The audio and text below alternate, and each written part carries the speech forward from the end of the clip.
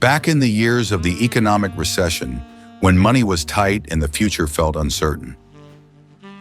You might not want to admit it, but for many people back then, the most reliable source of food wasn't their paycheck. It was the church. People would show up and wait as early as 7 a.m. Kids didn't remember how long the sermons lasted, but they did remember the smell of hot soup, the softness of fresh bread, and the feeling of a full belly. If you still remember those tough times, drop a 1 below, and let's take a walk down memory lane with 20 forgotten church meals. Number 1. Beans and cornbread. During hard times, beans and cornbread were the most familiar, hunger relief meal in the church kitchen. All it took was a bag of dried beans and a sack of cornmeal to feed the whole fellowship hall after service. The church ladies would often arrive early in the morning, set a big pot of beans on the stove, and let it simmer all day. Pinto beans or black-eyed peas were cooked with onions, water, and sometimes just a small piece of salted meat for flavor. No one expected much meat. The beans were the heart of the meal. When the beans were tender and the broth thickened, cornbread was baked in cast-iron skillets, crispy on the bottom and soft inside. It was cheap, filling, and most importantly, easy to share. Some ate it right there. Others took a portion home for their families. For many, this wasn't just Sunday lunch. It was a quiet promise they wouldn't go hungry in the week ahead. Number 2. Cornmeal mush. Cornmeal mush is a dish no American really wants to eat again because it's tied so closely to hard times. In the church kitchen, cornmeal mush was often cooked early in the morning when there was nothing else but water, cornmeal, and a pinch of salt. The cornmeal was slowly sprinkled into boiling water, stirred constantly, and cooked over low heat until it thickened. No butter, no milk, just a warm, golden bowl of mush. For children and the elderly, it was easy to eat, easy to digest, and gave them strength for the day ahead. If there were leftovers, the mush was poured into a tray, cooled, sliced, and fried in fat the next day. One dish, 2 meals, nothing went to waste. Number 3. Cabbage and onions. During the hard years, cabbage was almost always stocked in the church pantry because it was cheap, just a few cents for a whole head. Compared to meat or other quick-spoiling vegetables, cabbage had 3 things the church kitchen needed most. It was cheap, heavy, and lasted a long time. At community meals, cabbage was often slow-cooked with onions and a bit of leftover fat from the previous meal. The cabbage was shredded, tossed into a big pot, and simmered until it turned tender and naturally sweet. The onions melted down, filling the back kitchen with a savory aroma. For many, the smell of cooking cabbage was the sign it was time to eat. When you get used to making use of every leaf of cabbage and every onion, even the broth from boiled vegetables is never thrown away. Number 4. Pot liquor soup. Pot liquor wasn't invented by any one person. It came from the survival habits of poor working communities, especially African Americans in the South, and eventually made its way into church kitchens as a shared meal.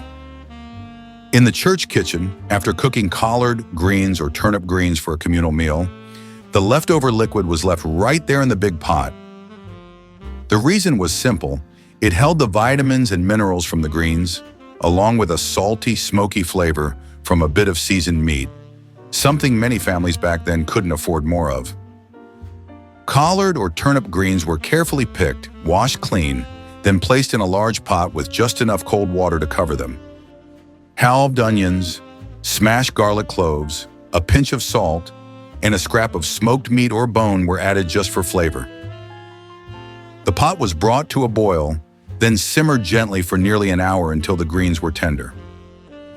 Once the greens were cooked, they were removed first, set aside for the main meal. The remaining liquid in the pot was never thrown out. That dark green, smoky, veggie-rich broth was what they called pot liquor. Number 5. Bread pudding. These days, bread is often what's left over after a party, but during the Depression, not a single loaf went to waste, even if it was stale. Old dry bread was torn into pieces, mixed with watered-down milk, eggs if there were any, a bit of sugar and cinnamon, then baked into bread pudding. It was one of the rare desserts. Back then, kids waited through the whole meal just to get a taste of it. Bread pudding was soft, easy to eat, and gentle enough for the elderly too. It was a reminder that no matter how hard life got, people still tried to save a little sweetness for one another. Do you remember what it tasted like? Drop a number 1 if you do. Number 6, rice pudding. Rice pudding was often made when there was leftover rice from the day before. The rice was cooked again with milk, water, a bit of sugar, and cinnamon until it thickened. It was a very cheap dish, but full of energy. In the church kitchen, rice pudding was usually scooped into small bowls and evenly divided, so everyone got a share. Number 7, chicken and dumplings. In churches across the southern United States and the Appalachian region, chicken and dumplings was such a familiar dish that you could recognize it just by the smell. During the Great Depression, it was a clever way to turn one small chicken into a meal that could feed a whole fellowship hall. The chicken was placed in a large pot with water, onions, celery, and a bit of salt, then simmered slowly to make a rich broth. Once the chicken was tender, the meat was pulled out and shredded, while the broth was kept gently boiling. The dumplings were made with just the basics: flour, a pinch of salt, and water or chicken broth. Mixed until doughy, then rolled out and cut into strips. These strips were dropped straight into the simmering broth and cooked until they puffed up, soft and filling. The shredded chicken was added back in and stirred gently.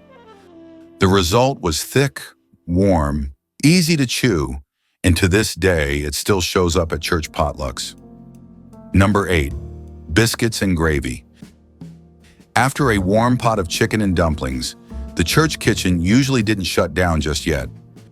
The leftover chicken broth, a bit of fat, and flour would be used to make biscuits and gravy. Biscuits were quickly made from flour, salt, lard, and milk, mixed by hand and baked until fluffy and soft. Meanwhile, in another pan, the leftover fat was sprinkled with flour and slowly stirred until lightly golden. Then milk or broth was added and seasoned with black pepper for flavor. That hot gravy was poured over the fresh biscuits, and the dish was ready. If you ever showed up at church on the weekend just for a plate of this, drop a number 1 in the comments. Number 9, scalloped potatoes. Baked potatoes were a staple in almost every household, each with its own version, but this was the one you'd only find at church. Better jot this one down in your recipe book. The potatoes were peeled, sliced evenly into thin rounds, then layered in a large baking dish with thin sliced onions, salt, and pepper. Instead of using heavy cream or loads of cheese like at home, the church kitchen poured in watered-down milk mixed with a bit of flour to help it thicken, then baked it low and slow until the potatoes turned tender and soft. It wasn't rich or fancy, but it was warm, easy to digest, and good for both the young and the elderly. Give it a try for your family this weekend. Number 10, creamed chipped beef on toast. In churches across the Midwestern and Northeastern United States, this dish used to be a regular sight after service, especially during the winter. Dried beef was cheaper than fresh, lasted longer, and just one small pack was enough to flavor a big skillet. The dried beef was quickly blanched in warm water to reduce the saltiness, then shredded into small pieces. Milk, usually watered down and sometimes stretched even further with a bit of water, was slowly added in, stirred until the sauce turned smooth and thick. Then the beef was added and cooked for a few more minutes. The hot, creamy sauce was spooned over toasted bread, one plate for each person. Number 11, fried okra. During the Great Depression, okra was widely grown, cheap, and easy to find, but not everyone liked it because of its slimy texture. The way it was fried in the church kitchen solved that problem. Okra was washed, sliced into rounds, then tossed in cornmeal mixed with salt and pepper. No eggs, no fancy batter. It was dropped into hot fat and fried until the outside turned crispy while the inside stayed tender. The cornmeal coating soaked up the slime and brought out the vegetable's natural sweetness. This dish was a favorite because it was affordable, easy to make in large batches, and got both kids and adults to eat their greens. Number 12, fried green tomatoes. Fried green tomatoes didn't come about because people preferred unripe tomatoes, but because back then no one had the luxury to wait. In the 1970s, tomatoes were grown in backyard gardens or small plots. When the cold season came early, many tomatoes hadn't ripened yet, but throwing them out would have been a waste. Buying fresh produce wasn't easy either. A pound of ripe tomatoes could cost a few cents, the same as a simple meal. In church kitchens across the southern United States, people used green tomatoes simply because that's what was on hand. The tomatoes were sliced thick, dipped quickly in milk or water, then dredged in cornmeal seasoned with salt and pepper. Each slice was fried in a cast iron skillet until golden and crisp on the outside, with a slightly tart bite on the inside that woke up the palate. It was cheap, made use of the home garden, and just different enough to keep the church meal table from feeling repetitive. Number 13, liver and onions. Liver and onions wasn't everyone's favorite, but in the hands of church cooks, it was considered a nutritious meal. Liver was much cheaper than lean meat, yet rich in iron and vitamins. Beef or pork liver was soaked in water or diluted milk to mellow the strong flavor, then lightly dredged in flour. Sliced onions were sautéed first until soft and sweet, then the liver was added to the pan and seared quickly to keep it from turning tough. No long cooking, no complicated seasoning. It was often served with bread or potatoes. Though not as common today, liver and onions is still made for those who remember and appreciate the practical eating habits of an earlier generation. Number 14, turnip greens with turnips. Turnips were widely grown in southern backyards because they grew fast, could handle the cold, and most importantly, you could eat the whole plant from root to leaf. To make the dish right, folks always chose small to medium turnips that were still firm, since the big ones could be stringy and bitter.